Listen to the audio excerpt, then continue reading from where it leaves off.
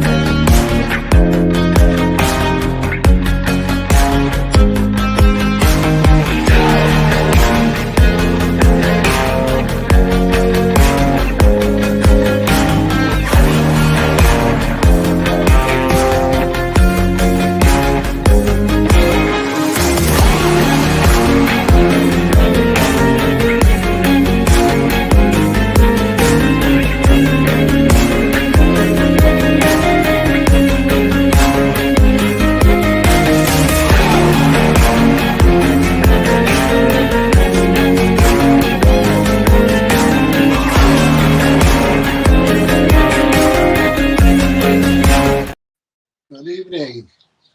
Just me. And I'm wearing my sunglasses. Yes, we are beat up. Beat up versus sleeping, believe it or not.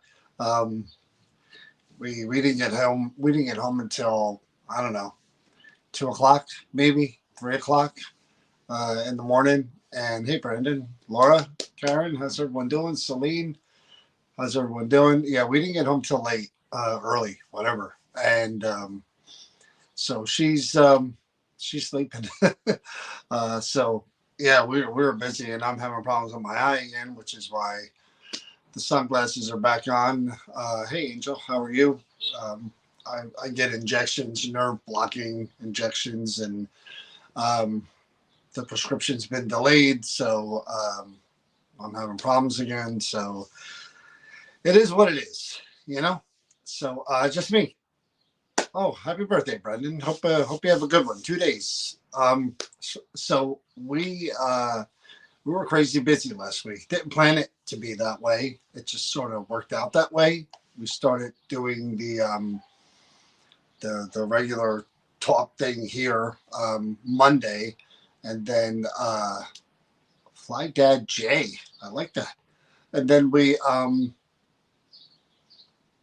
did the interview. We were planning on going to the Creeper Gallery, but the interview came up on Tuesday. I think the interview was Tuesday. Hey, Nikki.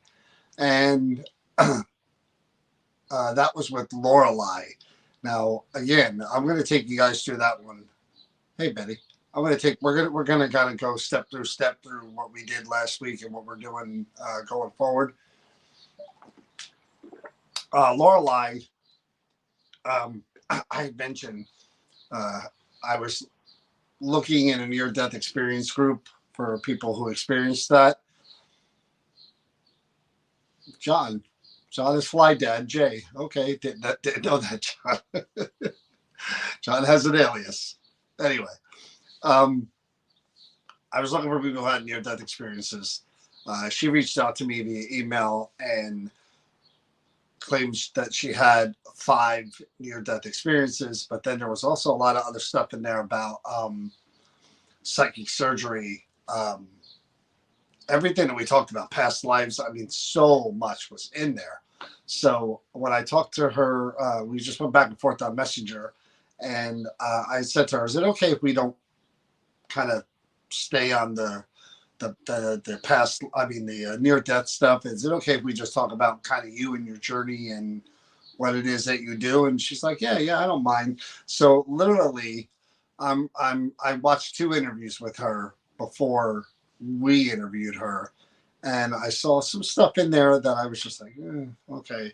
And I actually said to Chris, I don't know how to handle this because um, I sort of have different beliefs and a lot more questions for a lot of the things that she says in her interviews. I just don't, you know, believe everything when it comes to certain things.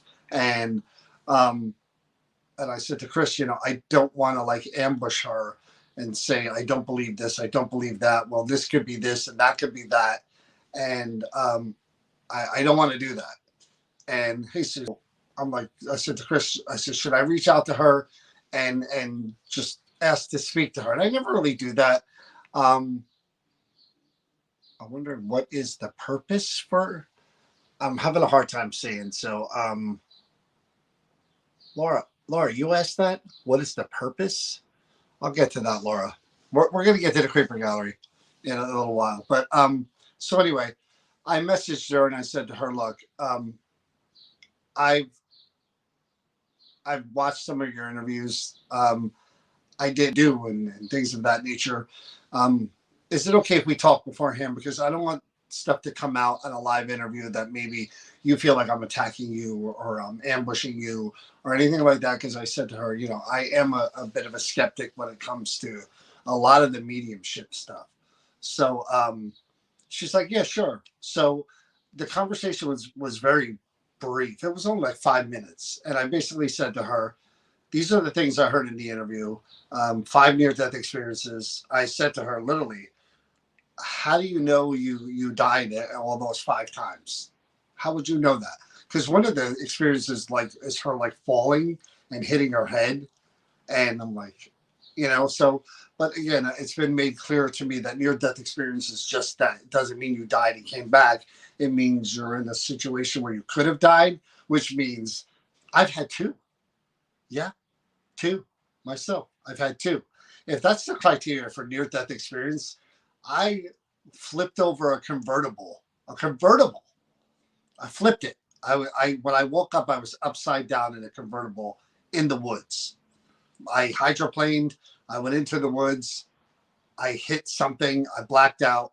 When I opened my eyes, I heard the radio was on still, and I knew I was upside down. I don't know what just happened to my monitor.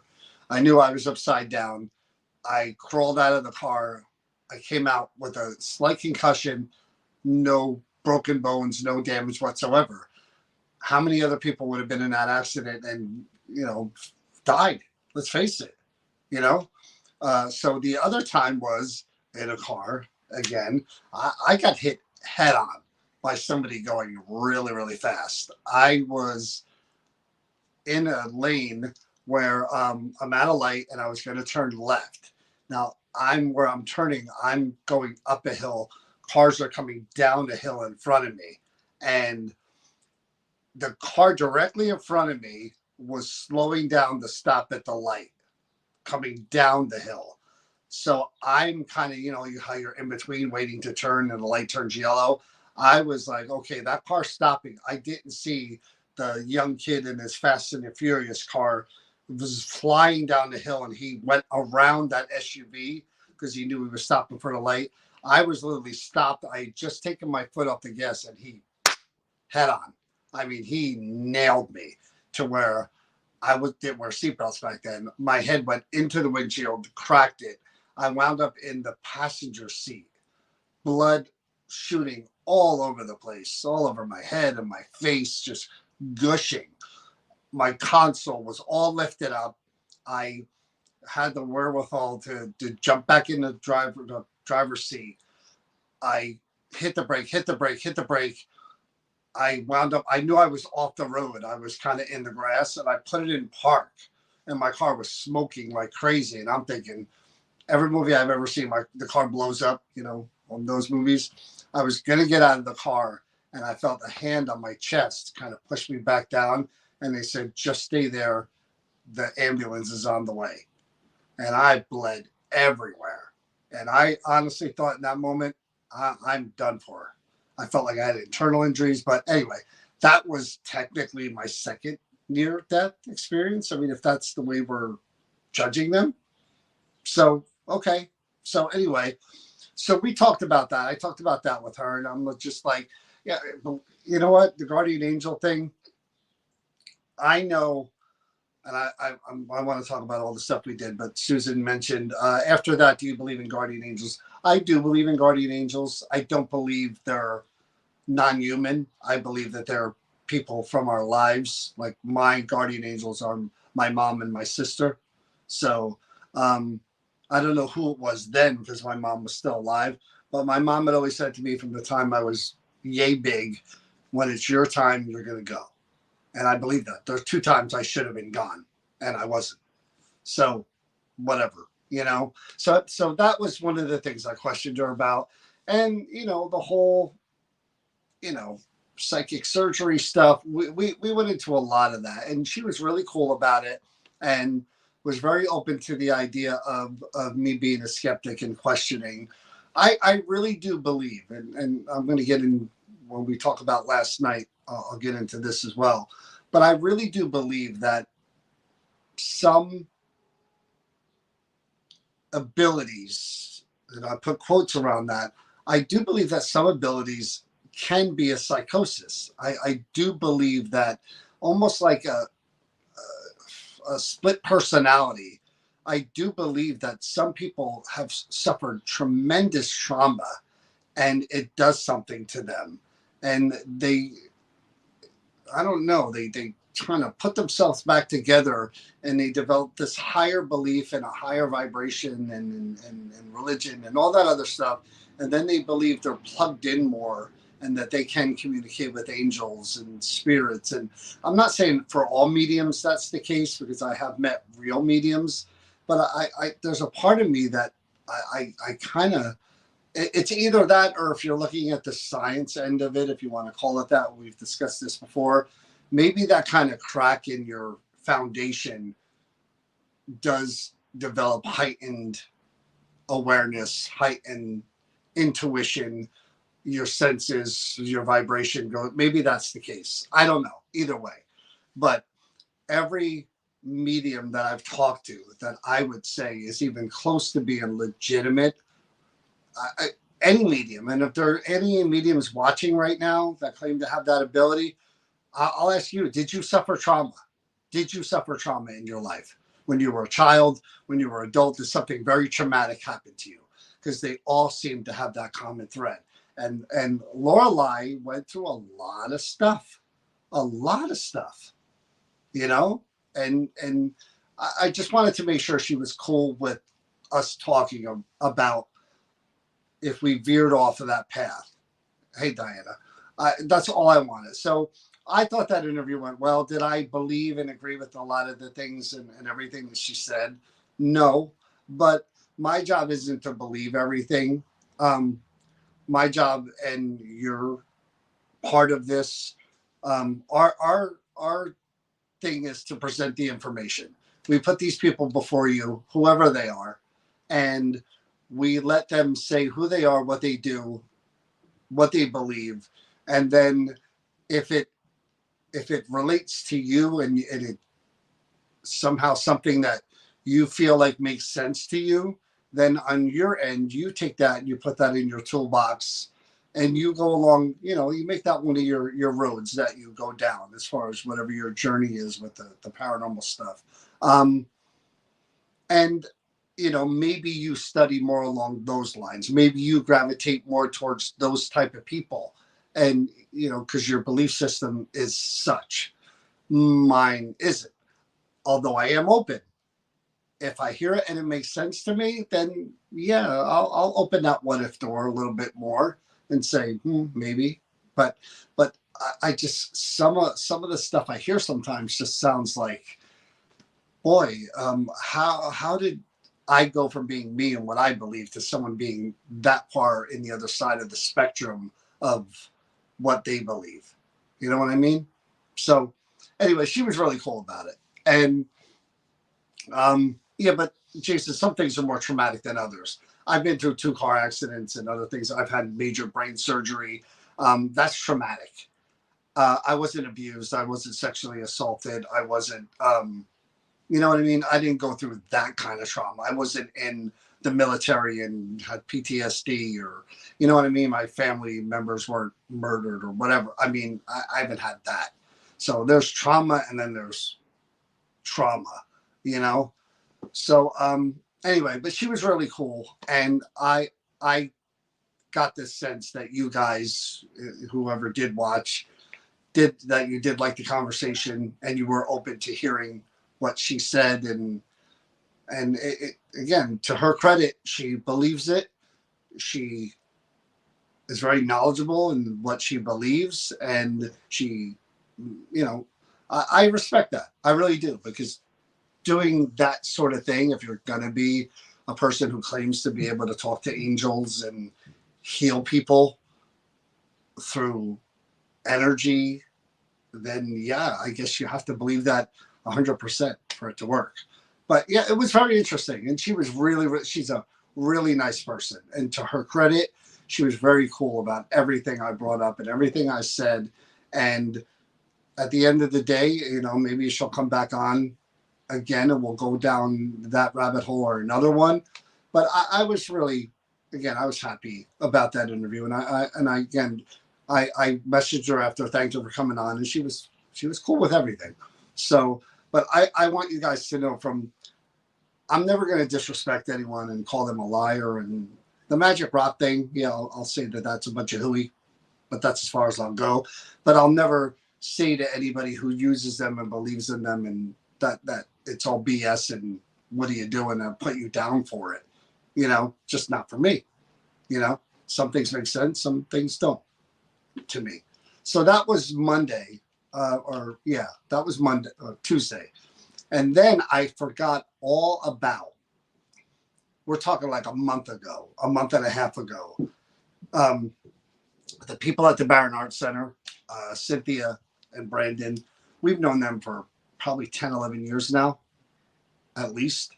And last time we were there to visit, we just went by there because we do every now and then. They're friends of ours. We've known them.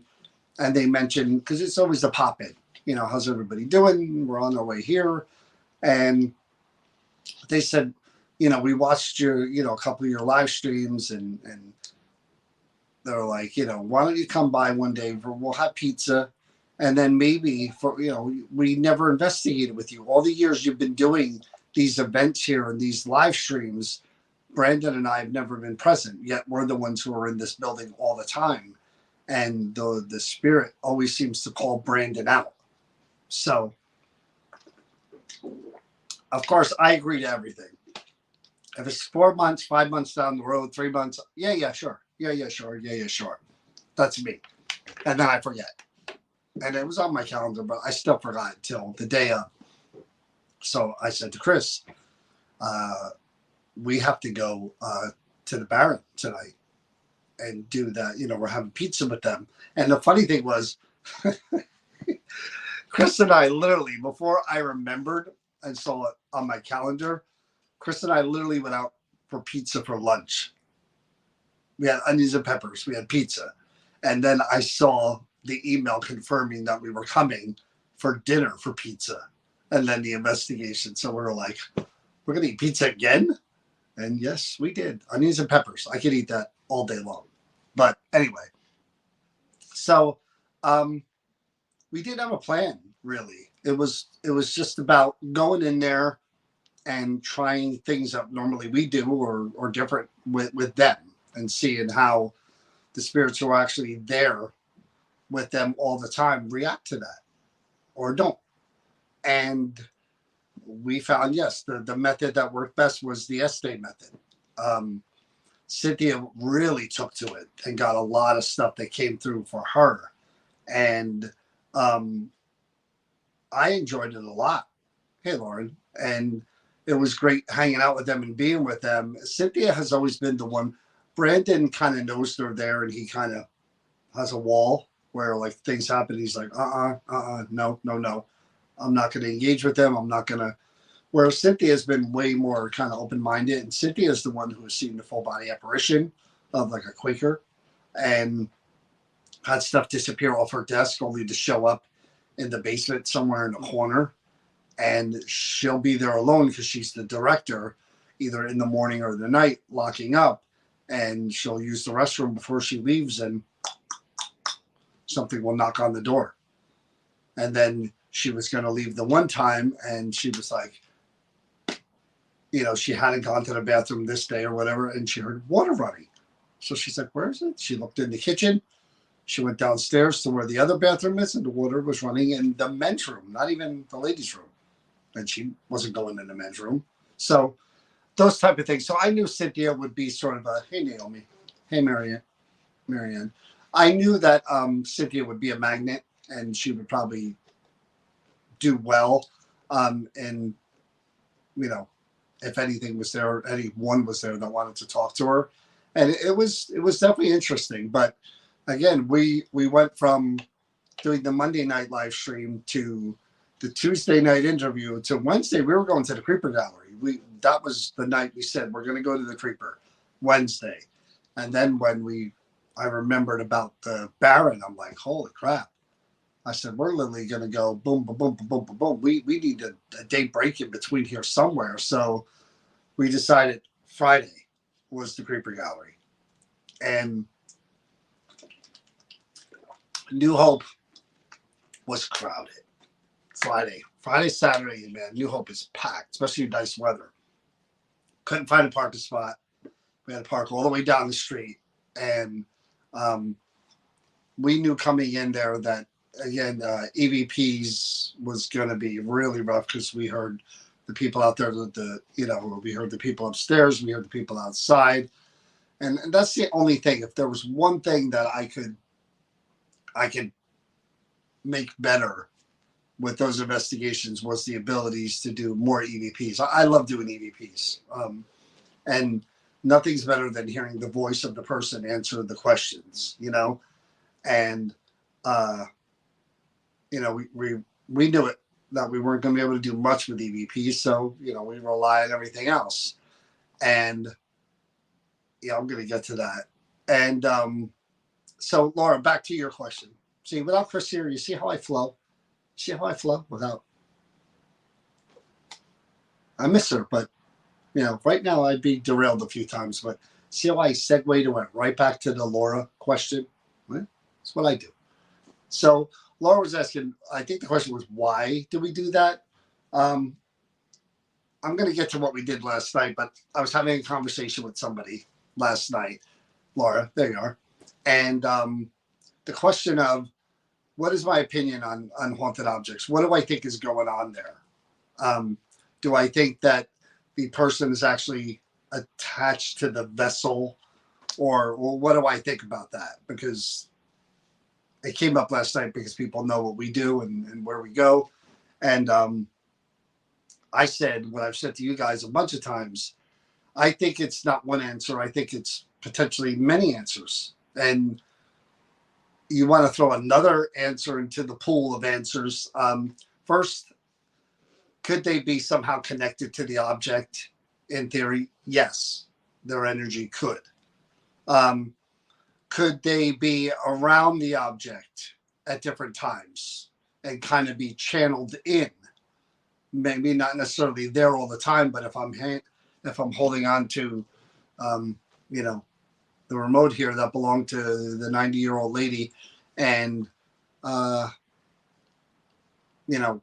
of a sudden I'm talking about her and her life and everything like that, maybe I can connect to that frequency where that spirit exists, and like a channeling, like a medium does or something, maybe I could channel them in and have them present around their object at that time. I think that's more likely. And the other one is what Lorelei seems to think, and we got deep into this discussion last night. Boy, if you guys could have been a fly on the wall for that one. Lorelei seems to think that because if you believe we are energy-based beings, which we are, and that we exist beyond this physical life as an energy-based being without the body, that we're not just confined to the form that we are now. We're energy. We're floating. There's nothing constricting us in a body. There's no skin. There's nothing.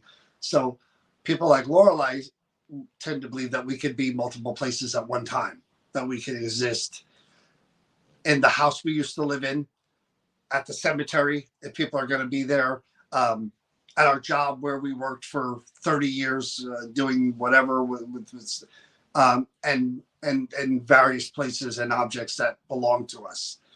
Is that possible? I guess. Again, I don't know how it works.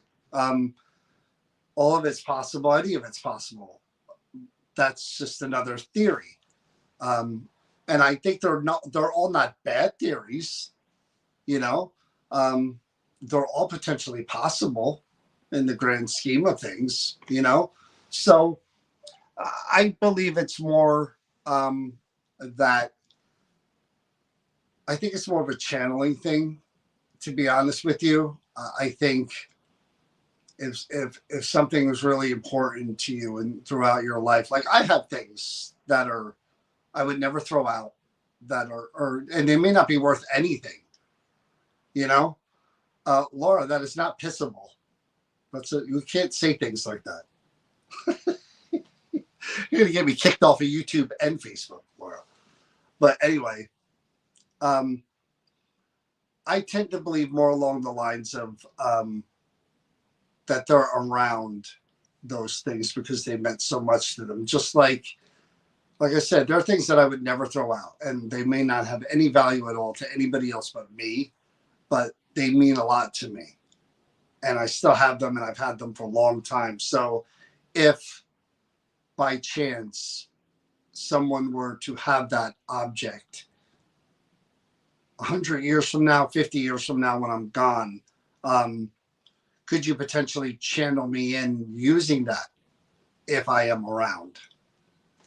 I don't see why not. I really don't. I think it could be the same for a building or a house.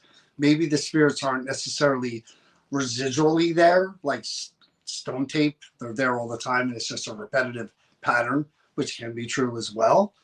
Maybe they kind of channel in as well for different things at different moments for different reasons. They don't like the people who are living there. They do like the people who are living there. They like the kids. They like the wife. They like the husband. They just like spending time around those people because it's good energy.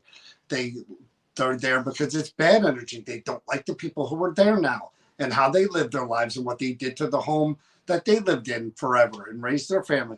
Any and all of that is possible. It is. So this is the big question that has very little answers. And this is again the conversation that I had last night for a while. So we go to the Creeper Gallery. Now we have this running narrative of Donna saying that somebody was either hung or they hanged themselves in that building. And then John Zaffis comes and says, oh, yeah, there's not only that, but there's some kind of ritualistic killing that happened on this land. And it's like, so you're like, okay, they're around, supposedly. And we're trying to deal with the spirits of the people who are connected to the objects. So as a researcher, it's fascinating. I have a great time doing it. We were talking, again, I'll get into the conversation that we had last night. Suzanne, I believe in it. There's no reason you shouldn't believe in the paranormal, unless you're a diehard atheist who really has never even dipped your toe into anything spirit related or paranormal related. You should at least have that much in your brain that says, what if? You know, you really should. I mean, here's the thing. If for nothing else than to ask yourself the question, and again, I'm getting into the conversation of last night, ask yourself the question, do you really, really honestly believe that we and the beings on this planet are the only beings that exist in the vastness of the universe? Do you really believe that?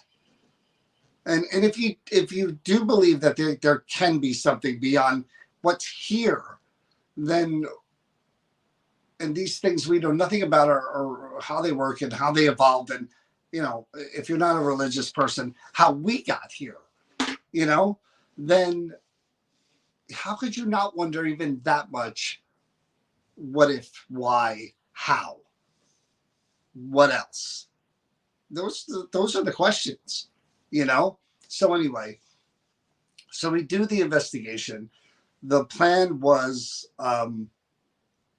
originally to do 3 objects, but then we said, well, why don't we do 2 objects and then do the building, you know? And I know John said don't mess with um, black hole and everything. Susan, it's way beyond the black hole. What's out there? Well, we don't know. That's the thing. We know what we know. We know about black holes. We know about these other planets. We know about gravity. We know about all these different things, physics. What don't we know?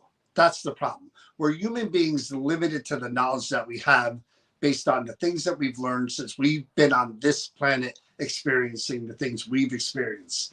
Does that apply to everything everywhere in the universe? There may be life forms out there that laugh at us and think that we're like children running around with crayons and our explanations of the universe. Anyway, I don't want to go down there yet. So we go to the creeper gallery and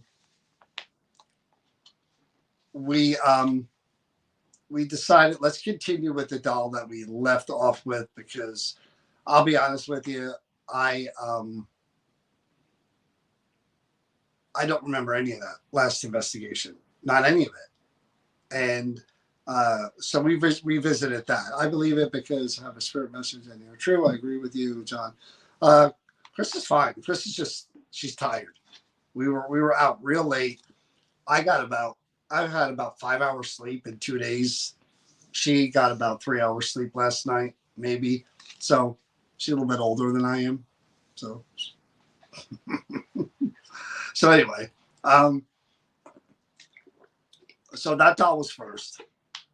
And I said to Chris, you handle this one, because again, very relatable. Chris is very gentle. She's very understanding. She could relate a lot to, she had daughters. She could relate a lot to people who have been through traumatic things and just speak to them in such a comforting way. And you know what I mean? And if anyone's going to put their mind at ease, she can. Me, I try to come off that way, but my brain is still spinning in a logical capacity of the process, So anyway, so she got some stuff from there, and I know. Here's the thing. She was being affected. She was. I wasn't necessarily thinking anything was coming through or any good stuff as far as communication or interaction until she put those headphones on and she kept, I'm hot, I'm hot, I'm hot. Do you feel that? Do you smell that? Do you taste that? Do you taste chemical? Do you feel that? She kept saying that over and over again. And I'm like, no, I don't know. Any of that. I'm not getting any of that where I am and or being in the space. Even when I sat next to the doll, none. And she was being affected. So that's what I took away from that first investigation, because, one lesson we learned doing what we do in the places we go and have been and the objects that we work with, it is about energy, man. It's about how people relate to people, how again, it's we're humans, we're people. None of that changes when it comes to spirits. How they react to strangers in their lives. Are they outgoing people? Did something happen to cause them trauma? These are all the things you have to, you consider every single one of those things when you deal with people in their homes who are having an issue. paranormal wise, spirit wise, you really go with that's your main focus initially is what are they dealing with? How is it affecting them? What's the family dynamic? What's their religious belief? All of that stuff factors into anything you do before you step foot in that building. It should be the same with spirits because they were people. They are people. So that's how you treat them. No different. You have to go in with the mindset of I'm going to go in there and be respectful, but I'm a guy. I look the way I look. I talk the way I talk. Um, I come across the way I come across. Which one of these spirits, people, objects are going to relate to me and want to talk to me? That's why it's good that she's with me because at least we have two chances. She's so different than me. Which one of them are going to react? Maybe, just maybe, any or all of those people can react to both of us in a negative way because they don't like the way we look, the way we talk, the way we're approaching them. And this is the same when you go into a haunted location, you investigate a haunted object. I could go in that building and have the best experience ever in 2 hours or 5 hours. And you could walk in there and whoop, zero, nothing. Why? Why? Because maybe I've been there way more than you have. And they're more comfortable, I guess, with me, or they don't like me enough to where they're like, oh God, he's back. I'm not putting up with this. Why is he here doing this crap again? Or you walk in and they look at you and go, God, no, I'm not talking to this person. I'm not going near this person just because they're like the person you met on the street or whatever. You just don't like the way they look, or you just don't want to be bothered, or any of that. That's really true, and people need to take that attitude more.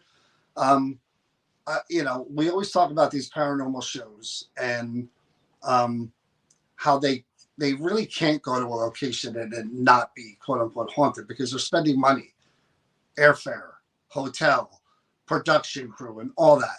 But to their credit, most of them are there for like 4 days.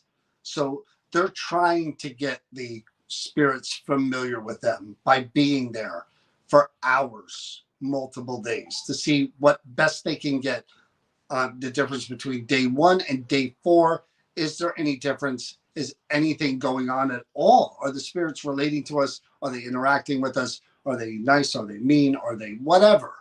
They're giving it a go within 3 or 4 days. That's what Kindred Spirits did and Dead Files did when we were out there. So, but a lot of these other people, including us, we may go into a place for 2 hours, but it's like most places we've been before, so there's some kind of familiarity there. But we've gone into other places and boom, light switch, here they are.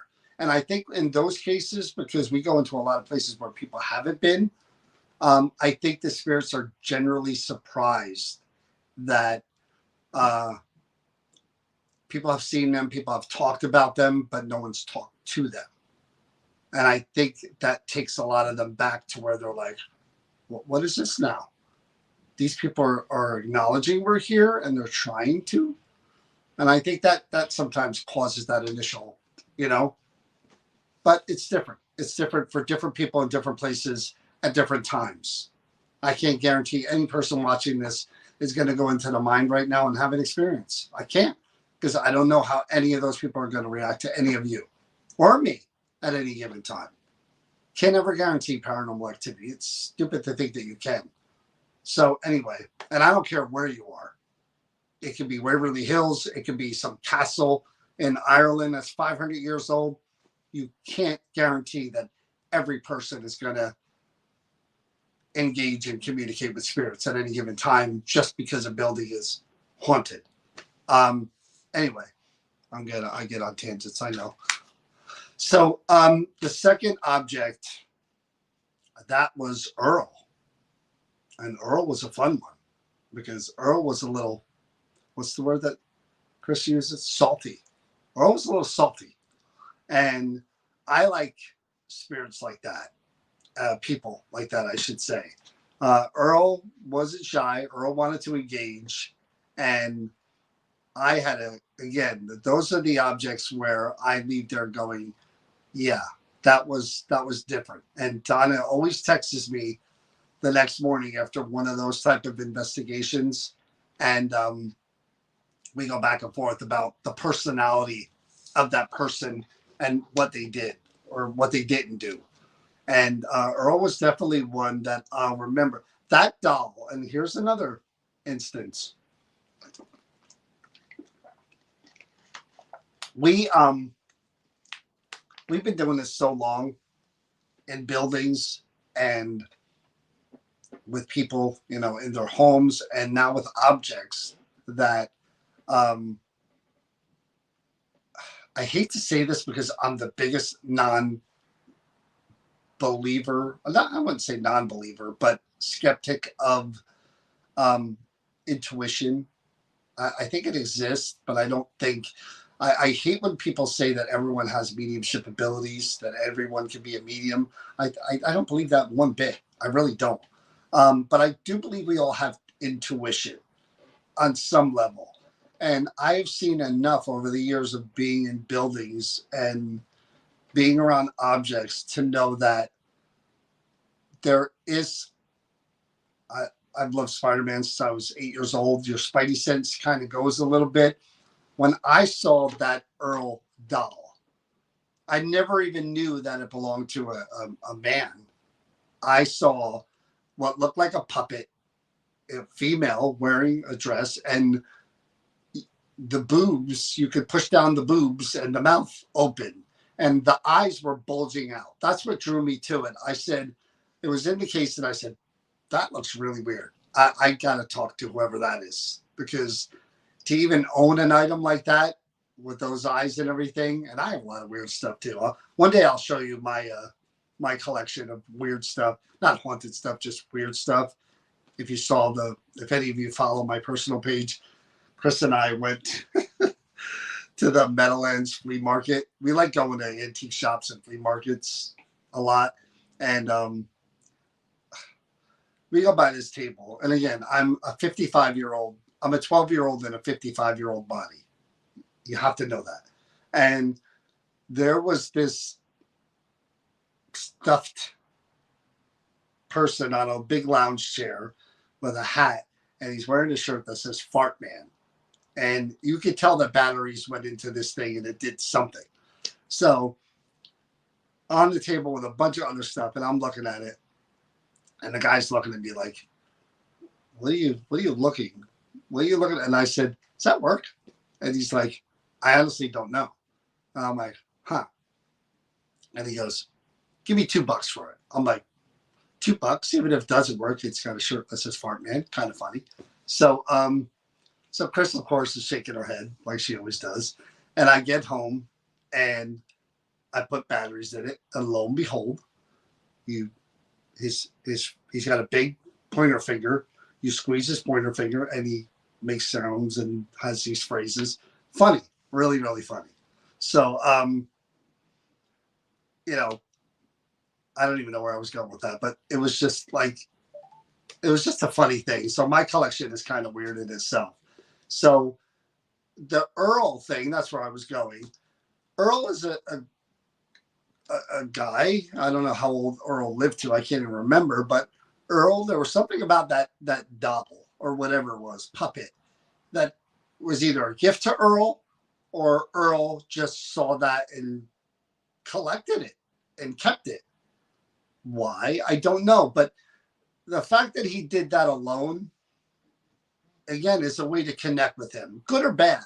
It's a way to connect with him because it was either a gift that somebody gave him or he collected it for whatever reason. Either way, I could use that as a tool to say, why? Why did you collect this? Why this? Why? And maybe I'm going to get a reaction, good or bad. And he was kind of, like I said, he was a little salty. So I thought that was funny. And again, you leave those days going, well, that was really interesting because as a researcher, I love interacting in different places with different things. It never gets old for me. It really doesn't ever get old for me. It just, and again, we were talking last night and a couple of days ago to different people about being in the field for too long, and do you still like doing this or doing that? And um, I still get a thrill out of doing it as much as I did 10 years ago, 15 years ago. It doesn't ever get old for me. There's such a feeling of adrenaline and just fascination when you're connecting with someone who's not there physically. So anyway, so that was the Creeper Gallery. Again, if you haven't been, um, check it out. The new Creeper Gallery is awesome. I think it's better than the old one. Um, Investigation wise, I like the setup that we have. It's easier for us. EVPs could be better, like I said, but I like the layout a lot better. The more I'm in there, the more I'm really impressed with what she did in such a short period of time with Jay and Lynn and setting that place up. And it looks great. So if you're in New Hope, go there. Main Street. It's on the end of Main Street. Lots of great restaurants. Do you think as the years go on, you may create? No, I would never do that. Chris would never let me have a haunted collection. Never. Never. She wouldn't. So no, that'll never happen. As far as the Creeper Gallery, we will probably be going there one Sunday. Probably not this one because we have the event at Centenary University and we don't get home from that one until 3:00 in the morning. So there's no way I'm getting up to go to the Creeper Gallery the next day. But maybe the following Sunday oh no, that's the John Zaffis one. So probably third week of June, whatever that Sunday is. We'll take a stop by to go see Donna. And if you guys want to come by, check it out. We'll be there. So I thought it was quite. Oh, that's again, Patricia. Thank you for reminding me of that. So here's one thing to know about what we do. Truth. We change the batteries every time we do something. Every time. Because we don't want false positives. And that's a surefire way to get false positives. Now, it's not to say that batteries can't be drained by spirits. That's a theory that they'll take energy from where they get it from, which is why I offer mine often. And I use the Ouija board now to offer that as a vessel as well. I'm all about, is it third Saturday, Father's Day? All right, whatever the Sunday is after that, Anna. So I'm all about that. So we changed the batteries. So here's the thing. I usually use one very long set of tripwires when I'm in the Creeper Gallery, and I kind of go back and forth. This time I used two. I didn't use the long one. I wanted it to lay out a little different. So I took one set and I ran it down this way, and I took another set and I ran it down that way. The odds of both of those sets with brand new batteries in, I saw Zach Baggins all of a sudden, of both of the sets with brand new batteries in them going dead at the same time. I don't know what the odds are. That was nuts. I literally I wasn't making fun of the doll. All I was saying was, Earl, how did you come in possession of this thing? And he even referred to it as the pretty doll when I did the Estee. And I'm like, why are you in possession of the pretty doll? And who gave it that name? And boom. I watched that again. The visual of that was so cool. It literally, and above me, like the gates of hell opened. Red lights and orange lights on top of me. And that was really, really cool. And he totally drained those batteries. Totally. Within an instant, drained both of them on purpose. So that was really cool. A cool way to end things. And just, you never want to push them beyond the point where they're letting you know that they've had enough. And that's a fine line in doing what we do, especially when we're doing events and we have people with us.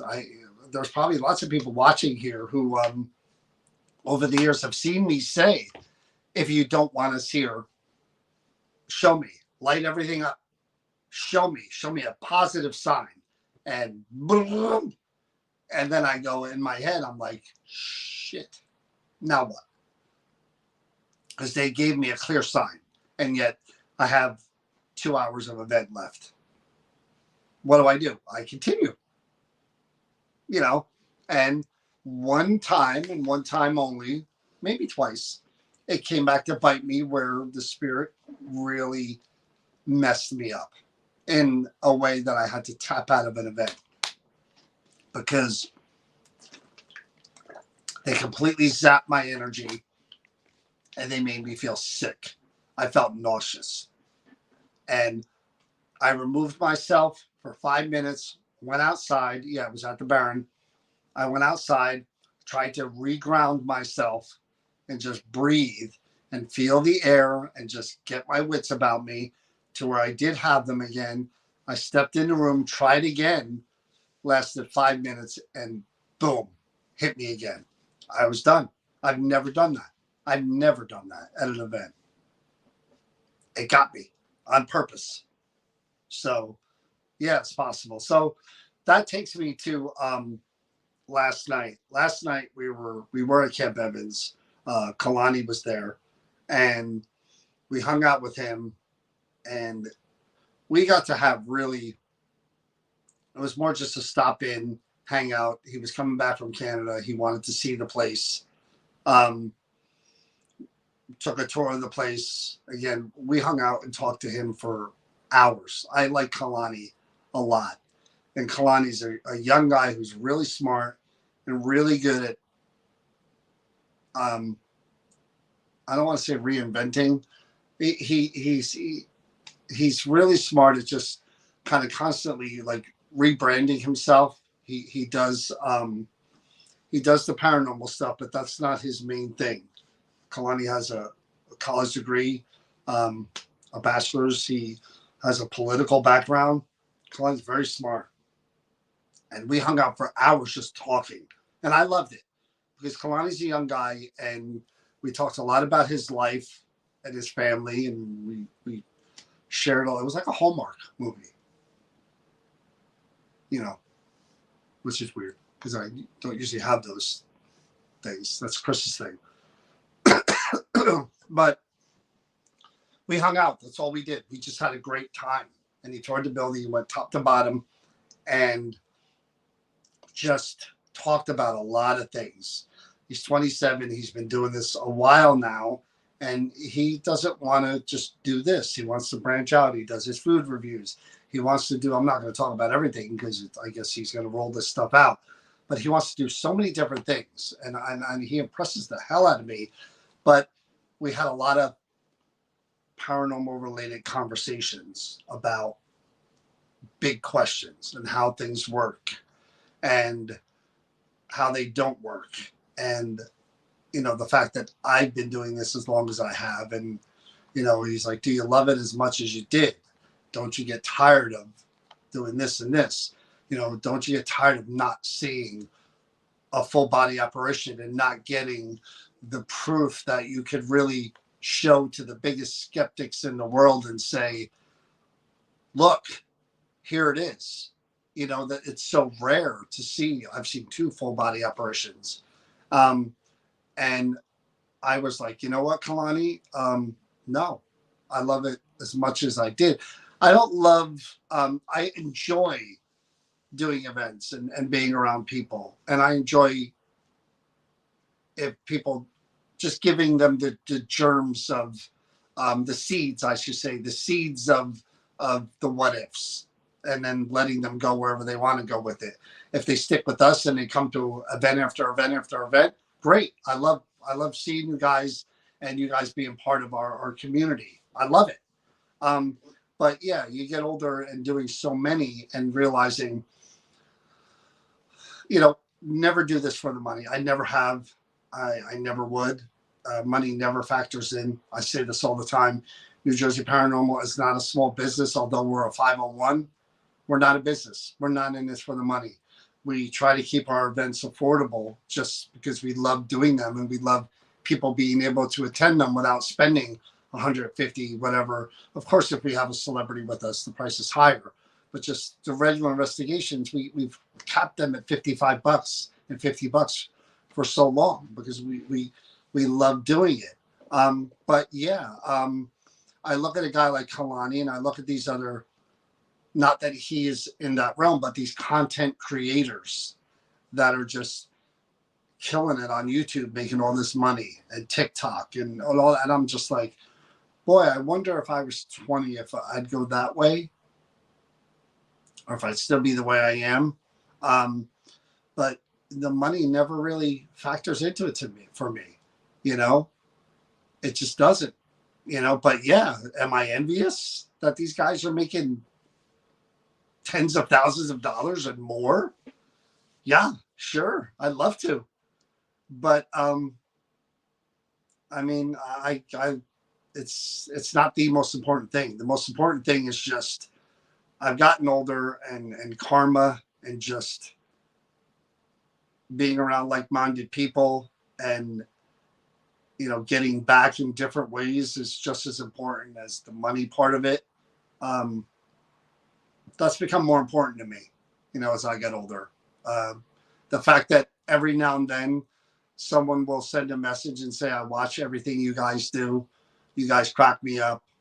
You guys got me through COVID. I love going to your events. I had a great time doing this or that. That's the expo. People love that. And they come back and they say they had a great time and we didn't break the bank. That's that to me again in the karma bank. I know this sounds cliche and like a movie line, but I think I'm very wealthy and fortunate in the karma bank to where I do feel like we've raised so much money for charities through the last 10, 12 years and made so many connections with so many good people and friends that I think that is as valuable to me as whatever the money I'm not making, you know? Yeah, it'd be great to take trips and buy new things and go to all these great places and Ireland and whatever. Yeah, sure. I'd love to do all that. I really would. But I'm okay doing what we're doing too, you know? But can I do it forever? No. And do I want to slow down at some point? Yeah.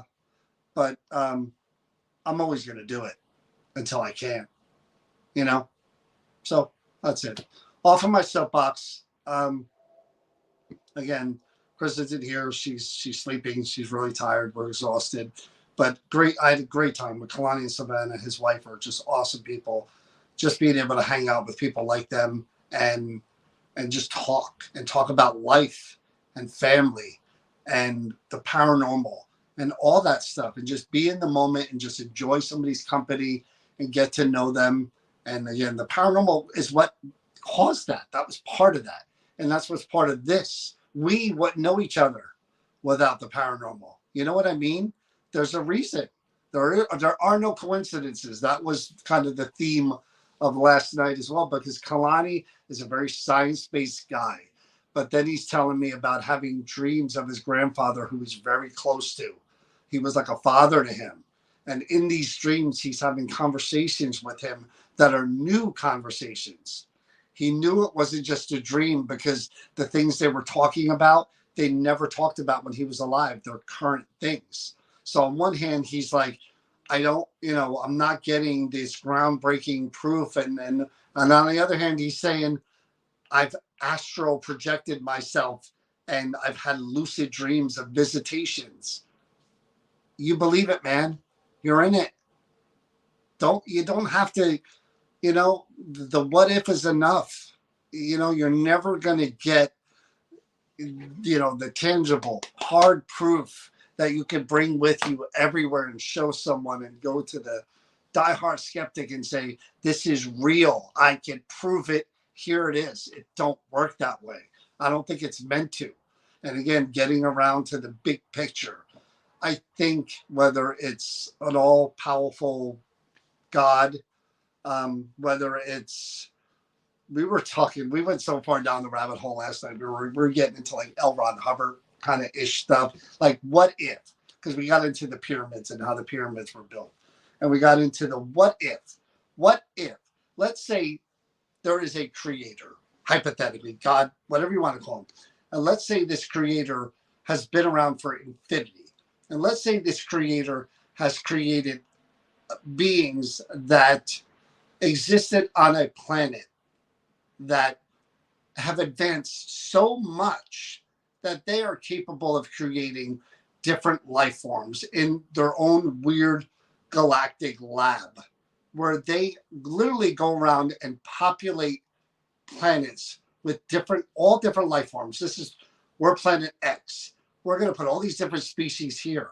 And over there, maybe there'll be some of those species too, but we'll and maybe it works that way. And literally, planets were just grown from nothing and created from God or whoever, because there's got to be some sense when it's all said and done to this. It can't just be random Big Bang and neutrons, and there's got to be something when it's all said and done that maybe we get the answers to eventually.